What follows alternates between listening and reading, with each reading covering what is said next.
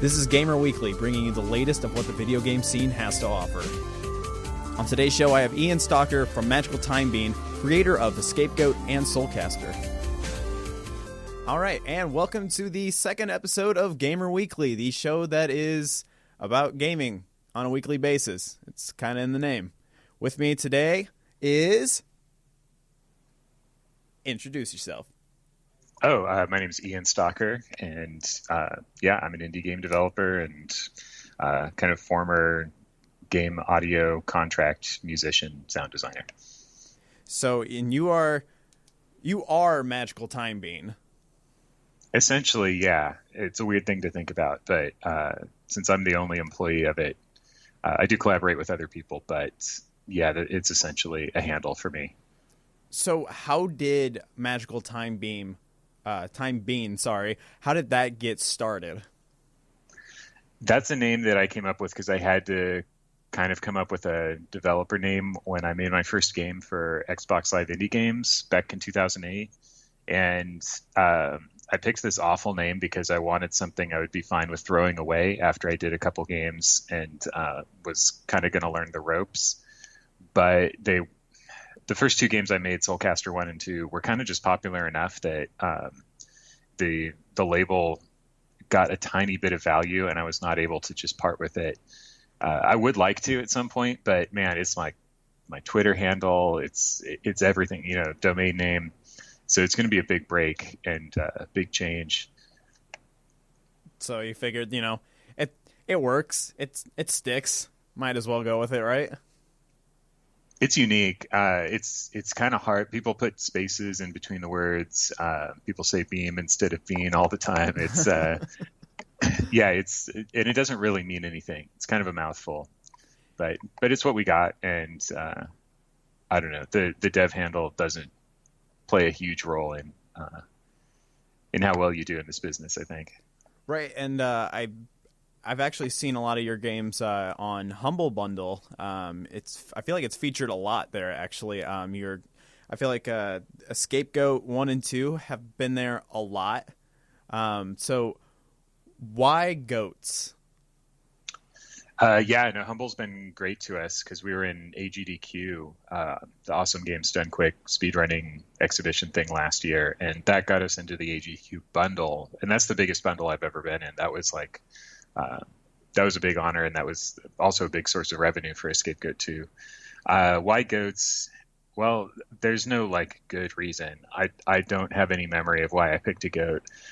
I am not really good at drawing humanoids. It takes me forever. Making the caster for Soulcaster took me a week, and it's just 8 frames of animation. So making a goat kind of, I thought of it as something a little bit easier because I was making a side view platformer. And in testing the game out, when it had this is a creature with a double jump and a dash move, it just kind of seemed natural to have something with a lot of agility like a goat.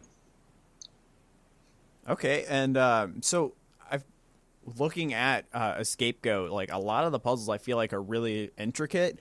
How long does it take to really come up with those puzzles? The way I built the game, making levels doesn't take very long. I put a ton of time into the editor and the engine to create a lot of ingredients. Every tile kind of has special properties like ice, wood, detached blocks, and there's some mechanical blocks. And after putting in tons of time on that system and making the editor really fast to use, it's kind of I would just come up with a general concept for a level, let's try putting saw blades and ice together, and with just those two ingredients, what sort of level could we make? And I'd kind of build things that way. If I couldn't think of anything from that avenue, then I would just be okay, I'm going to put the exit door up in the top right, and so I'd work backwards from the exit, be okay, well, they got to get all the way up here, so what's going to be the method? Okay, I can put this elevator here, but then how do they turn the elevator on? And a lot of levels were built kind of working backwards from the solution.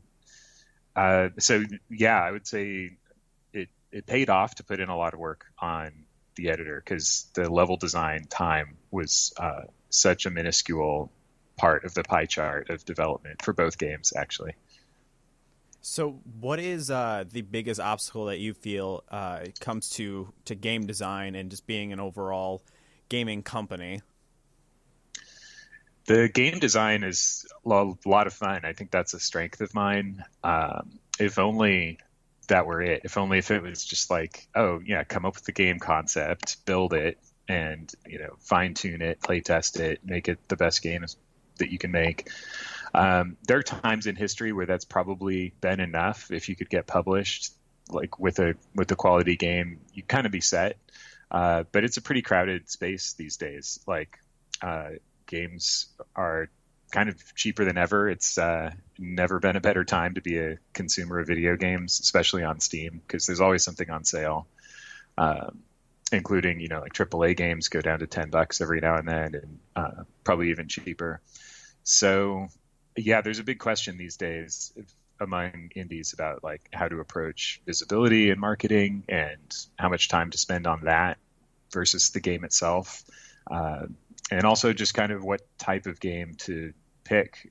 I think like Escape Go 2 wasn't exactly a natural fit for either the PS4 or the PC. If you look at the top charts on those systems, like how many 2D puzzle platformers are there? And even though I'm really proud of how the game turned out, I think it could have done a lot better if I had chartered it from the beginning to be like catering more to what people are looking for on those platforms. So that's actually the biggest challenge, is the whole selling of the game thing. And that's just a big difference. If you want to make games for fun, you don't have to worry about that sort of thing. Things are so much easier. But the knowledge that this will go on a marketplace, it'll be kind of judged, and it's got to make its way that way, so people like exchange their hard-earned money for it. That's the real challenge in the business. So, are there any games that you were like halfway through and just decided, you know what, this isn't gonna work? Not really. I've actually followed through on all of the games, and I think I've been able to do that because they have mutated a lot. Like, I don't write design documents. I'm kind of against planning too much about the game up front. I like to come up with an overall concept for like an experience that the player would have, and then work towards that bit by bit. And then usually when I get to that, or get most of the way to that, the game will have taken a lot of changes. And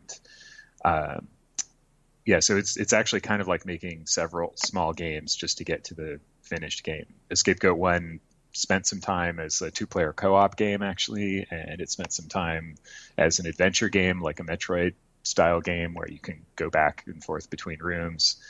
And it just ultimately settled where it is now, which is a linear room by room puzzle game. And so, are you currently working on any projects right now? Yes, I'm working on a third Soulcaster game, which we don't have a final title for. The working title is Soulcaster 3, but I'm not going to use the number 3. Numbers are way out these days, both in Hollywood and in games. I think there's a lot of good reasons for that. So we've got some candidates for the name, but it's a gigantic leap forward in terms of complexity and production value for me personally, like and budgetarily as well. It's probably as complex as my 4 previous games put together, if not more. And the amount of content will be probably double all my previous games put together. I'm not exactly sure why I decided to bite off that much, but it didn't start as that big of a project. I just set out to make something, and along the way discovered so many things that I couldn't really pass up. So it's a big project. So this is basically going to be the biggest game that you've done so far. Yes. Cool. One last thing. I'm out of questions, but where can people find your stuff? You go to magicaltimebean.com, and it's kind of got links to everything. If you go on Steam, you can find Escape Goat 1 and 2. Just search for Goat. We're the one that's not Goat Simulator. You can go on the PlayStation 4 and find Escape Goat 2 there. Also the Humble Store. You can find the first 2 Soulcasters there. Xbox Live Indie Games, I think, is it's either dead or dying. I don't know if Microsoft has pulled the plug on that, but if they haven't yet, you can find Soulcaster 1 and 2 and Scapegoat 1 there.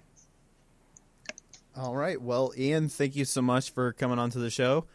It means a lot. And for everyone else out there, thank you for listening, and we'll be back next week. Thanks for having me. Hey, no problem, man. Thank you for listening to this week's Gamer Weekly. This is Justin Banster signing off.